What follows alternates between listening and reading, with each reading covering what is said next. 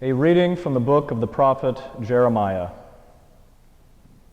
You duped me, O Lord, and I let myself be duped. You were too strong for me, and you triumphed. All the day I am an object of laughter. Everyone mocks me. Whenever I speak, I must cry out. Violence and outrage is my message. The word of the Lord has brought me derision and reproach all the day. I say to myself, I will not mention him. I will speak his name no more. But then it becomes like a fire burning in my heart, imprisoned in my bones. I grow weary holding it in. I cannot endure it. The word of the Lord. Thanks be to God. This ain't no party. This ain't no disco. This ain't no foolin' around. You recognize it? Okay, good. So goes the refrain of the song Life During Wartime by the Talking Heads, a favorite band of mine. Lead singer David Byrne meditates on what might be the experience of war in the United States were it to happen on our own soil today. In his imaginative vision, the simple pleasures of everyday life are suddenly replaced by doing what it takes to survive armed conflict all around. Life gets very serious when one must fend for his life. Thus, this ain't no party. This ain't no disco. This ain't no foolin' around. This refrain came to mind as I read the complaints of Jeremiah from tonight's reading. He is a prophet experiencing his own life during wartime. Certainly, there was armed conflict all around him. The Assyrians, the Egyptians, the Babylonians, all fighting one another with Israel right in the middle. Or rather, Judah, pardon me. But his conflict is with his own people, the people of Judah, and all because of his vocation as a prophetic preacher. I am an object of laughter. Everyone mocks me.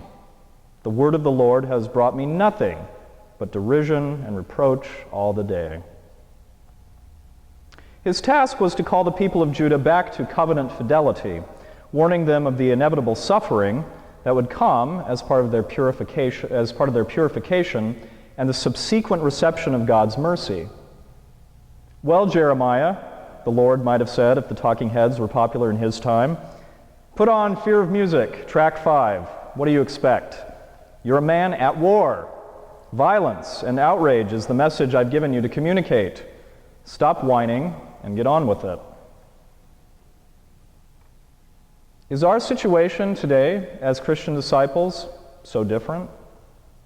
In how many ways do we experience our own life during wartime, spiritually and otherwise?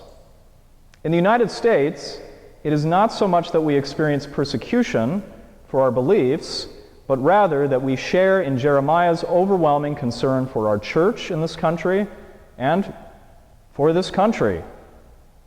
Out of this concern, Jeremiah preached violence and outrage to his fellow Judahites, warning them of the consequences of relying on worldly power and self-indulgence to achieve peace instead of humbly seeking the Lord's counsel. Jeremiah's war was for their souls. As Christian disciples, that's our war too. Not against people, but against dark forces far beyond our comprehension, or, as Paul would say, not with flesh and blood, but with principalities, with powers, and with the world rulers of this present darkness.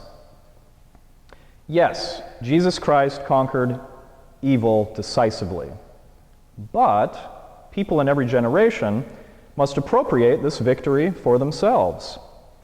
They must allow his gospel to penetrate and illuminate their minds and hearts, freeing them from enemy hands into the life of grace offered to Christian disciples, what we understand as true freedom.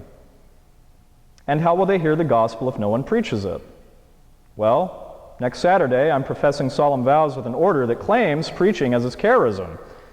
But the prophetic office is shared by all the faithful as their baptismal right and duty to be lived out through particular vocations in the church.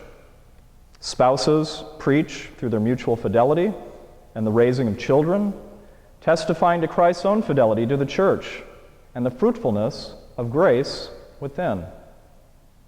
Laborers preach through applying human creativity to serve the needs of others, testifying to the Father's own commitment to sustaining His creation.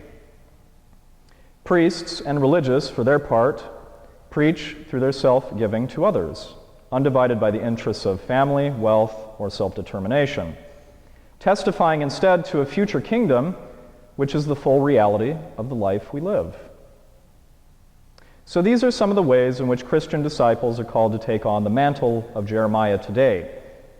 Jesus makes clear in the gospel message of this Sunday, however, that suffering, the cross, is a normal consequence of living out this prophetic office. As with Jeremiah, our discipleship is a rejection of the values of power and self-gratification, which the world holds dear, something naturally interpreted as a rebuke of persons and nations.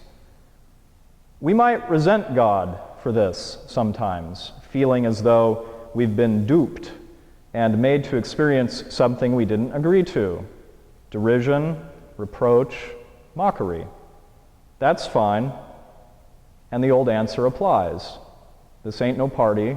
This ain't no disco. This ain't no fooling around. Yet God also promises to infuse within us that characteristic fire of grace burning in our hearts that Jeremiah experienced. That fire which will sustain us in our own vocations.